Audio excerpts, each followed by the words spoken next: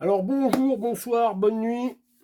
Comme d'hab, on s'en fout. On est sur internet, tout dépend de quand vous tomberez sur cette vidéo. Alors on y va, salut à tous. Quatrième et avant-dernière vidéo d'une petite série de 5 vidéos qui survolent les 5 C. La première était sur l'eau, la deuxième sur le feu, la troisième sur les couvrants. Celle-ci sera sur les cordages, ficelles, fils, tout ce qui peut faire office de lien, d'attache, d'arrimage, bricolage. Donc, et la dernière sera sur les lames. Donc allez, c'est parti, on commence. On va commencer par les plus grosses. Le gros cordage, gros diamètre. On est à 1 cm, 10 mm de diamètre. Ces cordages ne sont pas facultatifs, il faut vraiment en avoir l'utilité. Si vous voulez, je sais pas, descendre ou grimper à un arbre, pour faire une balançoire provisoire pour les gosses en forêt, si vous trouvez la bonne branche qui va bien. Les gamins seront très contents. Moi, je m'en suis servi, j'en ai une dans la voiture. Une fois, je m'en suis servi pour tracter la voiture d'un ami, quoi. Faut savoir une chose, que c'est la résistance à la rupture sur les cordes, quelle qu'elle soit. Si vous la doublez, si vous la triplez, en fin de compte, vous doublez ou vous triplez la résistance à la rupture, quoi. Là, pour tracter une voiture, là, c'est un morceau de 9 mètres, je sais pas, je l'avais doublé, quadruplé, je sais plus. Bon, après, c'est pas l'idéal, vaut mieux une barre pour tracter les voitures, c'est beaucoup moins dangereux, mais bon, c'était pas sur beaucoup, c'était sur 3-4 km. Ça s'est très bien passé. Donc gros diamètre, grosse section. Faut en avoir l'utilité. Comme je vous dis, moi, elle reste dans ma voiture, ouais, ou alors pour faire une balançoire pour les gosses. hein. Grimper vite fait un arbre, encore que le diamètre, à moins d'avoir du matériel d'escalade, le diamètre est un peu fin pour le tenir à la main. Faut avoir de la poigne, mais ça reste possible. Ensuite, une taille intermédiaire, là on tombe à 6 mm. Ça c'est vraiment pour les gros arrimages, bâches lourdes, quand il faut vraiment tirer dessus pour mettre de la tension, des choses comme ça. Vous en trouvez en plusieurs diamètres, des cordes, il y a tous les styles. Après, les cordes spécifiques à l'alpinisme sont pas du tout des mêmes matières. La résistance va dépendre de la composition du fil, de quel matériau il s'agit, de sa méthode de tressage, de plein de choses, des conditions climatiques, si elle est mouillée, s'il fait chaud, si. Donc voilà pour les cordes gros diamètre, on va dire. Celle-ci, bon bah, prévue pour arrimage bâche lourde, là où on doit vraiment tirer dessus pour la tendre, plutôt que la paracorde. La paracorde est très bien, elle a une énorme résistance à la rupture. Mais quand il faut y aller avec les mains pour tendre quelque chose de fort, c'est un coup à se lacérer les doigts. C'est un peu fin en diamètre, alors que là, on la tient beaucoup mieux. Ça reste quand même plus pratique, quoi. Ensuite, bah, on vient à la paracorde, la paracorde bien connue. D'après ce que j'ai entendu, c'était les cordes utilisées par l'armée pour faire les cordages des parachutes. Très bonne résistance, c'est une gaine tressée. À l'intérieur, vous avez plusieurs petits fils. Il en existe de la... J'ai vu qu'il y en avait de la 2 mm, de la 3 mm, de la 4 mm. Peut-être qu'il y en a certainement de la plus grosse. Après, bien pratique. Pas trop gros en diamètre pour faire des petits bricolages, pour faire des liens. Si vous pétez un lacet sur vos chaussures, c'est parfait. Ça fait très très bien le boulot. Donc la paracorde, très très bien connue. Vous la trouvez aussi, là c'est la grande mode de la trouver en bracelet. Vous avez une bonne longueur là-dedans, mais je sais pas combien il doit y avoir. Allez, s'il y a 4 mètres, c'est pas mal. Le bracelet de paracorde, je l'ai déjà dit dans une autre vidéo, je vous conseille pas de l'avoir autour du poignet. Ou alors, vous changez le petit lien, la petite manille. Parce que si par hasard vous passez au-dessus d'une branche ou d'une grille ou quoi que ce soit, et que la grille vient se prendre à l'intérieur du bracelet de paracorde, avec ce genre d'attache, vous vous en sortirez pas. Vous allez rester pendu par le bras, il n'y aura pas moyen de tirer dessus et de le casser. C'est impossible. C'est vraiment, je crois que du fil comme ça, c'est donné à plus de 100 kg de rupture. Les grosses sections, on est même dans les 200 kg. Je crois bien. Bon, s'il y en a qui un peu plus d'informations sur ça, mettez ça dans les commentaires. Donc le bracelet de paracorde, c'est vrai que c'est la mode. Mais moi, je le mets pas au poignet, quoi. Je l'ai dans mon sac parce que c'est marrant, hein, celui-là, on me l'a filé. C'est pareil, hein, c'est de la paracorde, ça fait le même boulot. Après, le truc, c'est que quand on défait ça, bah, le fil, il est tout... voilà, c'est pas pratique comme ça, quoi. Faut le lisser, faut le détendre pour enlever tous les... Bah, comme il a été tressé, en fin de compte, il a été un petit peu martyrisé, quoi. Les cordes, avec le temps, s'abîment, même si on ne les utilise pas. Euh, les résistances à la rupture, il y a certaines cordes de sécurité où il y a des dates dessus. C'est une chose à savoir, il y a des dates dessus et en fin de compte, leur résistance à la rupture va diminuer avec le temps. La corde de jute, ils appellent ça corde de craft. C'est une bonne alternative pour faire les petits bricolages à la con, hein, plutôt que d'aller gaspiller de la paracorde. Hein. Vous avez un tout petit lien à faire, un tout petit bricolage ou quoi que ce soit, vous avez besoin d'un petit bout comme ça. Pensez bien que la paracorde, quand vous l'utilisez, si vous allez sortir 3-4 mètres, vous allez la récupérer, vous allez la réutiliser, quoi. Mais après, s'il faut couper, je sais pas, des petits liens de 20-30 cm, après, on se retrouve avec plein de petits bouts de corde, on ne sait plus trop quoi en faire, de paracorde, on ne sait plus trop quoi en faire. Alors que celle-ci, bon bah, hein, elle est bon marché pour faire une petite attache, quelque chose qui ne va pas forcer. Elle est vraiment, elle est idéale. En plus, elle est en un matériau naturel, on va dire. Si vous la laissez dehors, elle va se biodégrader et elle disparaîtra, on ne la verra plus, quoi. Alors que ces cordes nylon, les laissez pas traîner dehors, les petits bouts, ramassez-les, quoi. Il y a déjà assez de porcasses qui laissent toute leur merde traîner dehors. C'est pas la peine que c'est pas la peine d'en rajouter, quoi.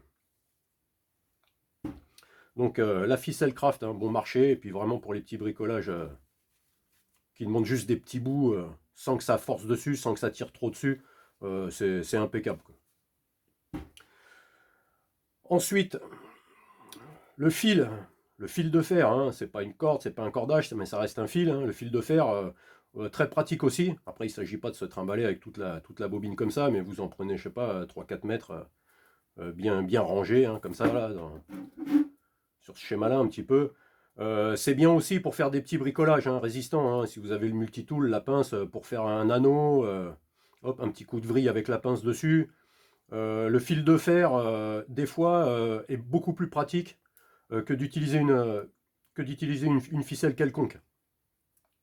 Moi, j'en ai toujours un petit bout de fil de fer, hein, ça dépanne, ça m'a dépanné pour plein de choses, hein, petit bricolage, quelque chose qui casse, hop, un petit bout de fil de fer, c'est très bien. Si vous voulez vous fabriquer des torches, hein, quand vous avez votre chiffon que vous enroulez au bout du bâton, si vous le faites avec la ficelle craft, la ficelle nylon, ça va puer le plastique cramé, mais avec du fil de fer, en fin de compte, il brûlera pas lui. Et votre torche, avant qu'elle s'effondre, vous la garderez beaucoup plus longtemps. Ficelle fine, type corde à rôti, on va dire. Hein. Ouais, en fin de compte, c'est ça. Hein. C'est de la ficelle alimentaire. Ouais, c'est pas pour faire des rôtis.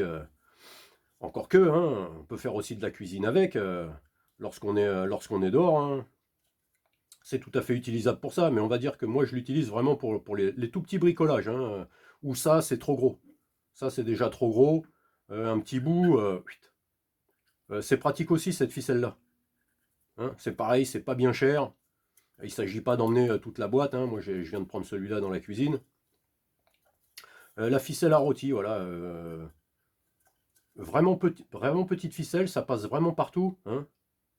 Euh, pour n'importe quoi. Après, c'est pas pour faire un lacet de chaussure, mais je sais pas, vous avez pété un truc à le crochet de votre montre, l'attache de votre montre, un truc comme ça. Hop, vous le faites avec ça, provisoirement.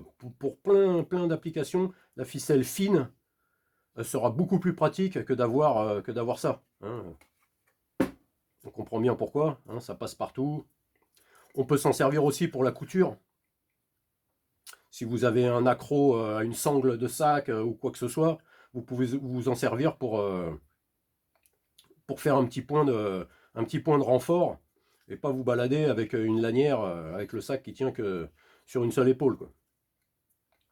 La ficelle à rôti.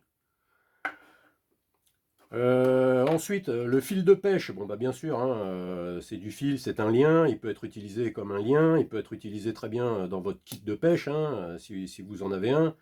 Après, oh, si c'est pour les kits de pêche, je vous conseille de les faire vous-même, les kits de pêche, à part si vous connaissez pas du tout vous connaissez pas du tout la pêche, vous avez jamais été initié ou quoi que ce soit, vous savez pas monter une ligne, ni rien du tout. Achetez les kits tout prêts, mais les kits tout prêts, souvent c'est un peu de la camelote, quoi. Et puis le fil de pêche, vous pouvez vous en servir aussi pour faire des réparations niveau couture, hein. Pareil, c'est du nylon, tout ce qui est sac en nylon, tout ce qui est sac à dos, il se déchire sur le fond, quelque chose comme ça. Vous pouvez vous dépanner avec ce fil-là, le fil de pêche, hein. Et puis bien sûr, le fil à coudre, hein. Il ne s'agit pas de se fabriquer un costume 3 pièces, ni de se lancer dans la confection d'une robe de mariée, hein, on n'en est pas là, mais c'est bien de savoir faire des choses basiques. Recoudre un bouton, par exemple, un accroc sur un pantalon, une fermeture éclair qui commence à se découdre, c'est bien de pouvoir la reprendre vite fait, hein. Vraiment des trucs simples, hein, savoir un petit peu coudre, ça vous aidera. Il y a des choses, si on les laisse traîner, bah ça empire, ça empire, ça empire, ça empire. Vous rentrez chez vous, tout est décousu, c'est l'horreur. Donc voilà, le fil à coudre, hein. Bon après, il y en a, c'est pas leur truc de coudre, hein, mais comme je dis, il ne s'agit pas de faire de la haute confection, des choses comme ça, hein. C'est juste remettre un bouton. Le bouton du pantalon, il s'est barré, il a cassé. Qu'est-ce que vous faites, hein? Vous faites une ceinture avec de la paracorde. Bon, c'est une solution, hein. Ou des bretelles, j'en sais rien, mais savoir faire un tout petit peu de couture, c'est une chose, faut apprendre, hein. Voilà, il n'y a rien de compliqué à remettre un bouton, il n'y a rien de compliqué à remettre un accroc. Le temps d'après, présenter ça à la rigueur à une couturière qui va vous faire une vraie réparation, mais au moins vous dépannez, quoi. Vous dépannez, pas vous laisser un trou qui va empirer. Le fil à coudre.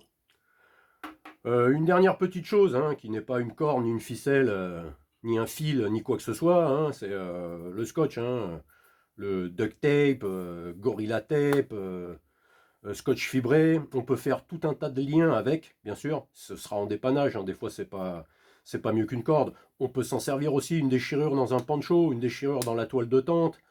J'en vois qui s'en servent même pour allumer du feu. Le gorilla tape, bon, moi, quand je vois le prix au mètre, ça me fait mal au fion d'allumer du feu avec ça. On va dire que ce sera une solution de dépannage, je dirais. Donc voilà, je pense que ça peut faire partie aussi des... On peut le mettre dans le kit des cordages, hein, même si ça sert, c'est beaucoup plus polyvalent et on peut l'utiliser pour beaucoup de choses. Mais ça peut aider, même dans la voiture, hein. Vous avez un phare qui tombe sur la voiture, hop, vous collez ça, ça tient super bien. Ça vous laisse le temps de rentrer à la maison pour essayer de voir de plus près et puis essayer de réparer ça correctement, quoi. Ou de l'emmener dans un garage, quoi. Que le phare tombe pas par terre et que vous n'ayez pas un phare complet à racheter, quoi. Donc voilà pour cette petite vidéo sur les cordages, hein, des moyens simples, on va dire, des moyens utiles, hein, à part peut-être celle-là, je vous dis, hein, peut-être un peu gros, tout dépend de ce qu'on a prévu de faire dans sa sortie. C'est peut-être pas obligé de se trimballer avec ça, hein. Pareil, si vous n'avez pas de bâche lourde à poser, ni quoi que ce soit, de grosses choses à charrier, ces deux types de cordes, vous n'êtes pas obligé de les prendre, hein. Voilà, moi ça reste dans la voiture, ça. Je les ai pas dans mon sac si j'en ai pas besoin, quoi. Après, bon bah, à toujours avoir, hein, de la paracorde, hein, je dirais. Parce que c'est le moyen simple, c'est pas un gros diamètre, c'est costaud, hein. Vous la doublez, vous la triplez, vous la quadruplez, ben vous doublez, vous triplez, vous quadruplez sa résistance à la rupture, hein. Bon après, des fois, il vaut mieux passer sur ça que de bousiller je sais pas combien de mètres de paracorde, quoi. Il y en a toutes les couleurs, hein. Pour ceux qui aiment bien les couleurs un petit peu flashy ou quoi que ce soit, même treillis ou quoi, vous avez vraiment toutes les couleurs, quoi. Donc voilà pour cette petite vidéo sur les cordes, cordages, fils, ficelles. J'espère qu'elle vous aura inspiré. Si vous avez des remarques, des critiques, ah ouais tiens, pour les critiques, là, un espèce de guignol qui est venu me casser les bonbons cet après-midi, là, avec son discours écolo, là. J'ai cru que j'étais devant ma télé, qu'il allait me parler des bébés phoques et des ours polaires et de la banquise qu'ils font. Il est venu me casser les bonbons parce que j'avais mis mon kit feu dans une pochette de sac congélation en plastique, le mec, hein. Bon bah... généralement, à ce genre de critique, moi la critique, tant que c'est constructif, il n'y a pas de problème. Au contraire même, hein, mais si c'est pour venir casser les bonbons avec des histoires comme ça, bon bah, je réponds pas parce que je sais que je vais mal parler, donc bon bah, je l'ai dégagé. Hein, je préfère faire ça que de mal parler. Mais bon, c'était juste une petite aparté, quoi. Voilà donc, en espérant que ça vous ait inspiré. Hein, si vous avez des critiques, pas de soucis, des commentaires, des remarques, vous mettez ça en dessous. Si ça vous a pas plu, pas de like. Et si ça vous a plu, ben, vous en mettez un. Et puis voilà. Voilà, ce sera tout pour cette vidéo. Et puis la prochaine sera sur les lames. Ah, ciao à tous.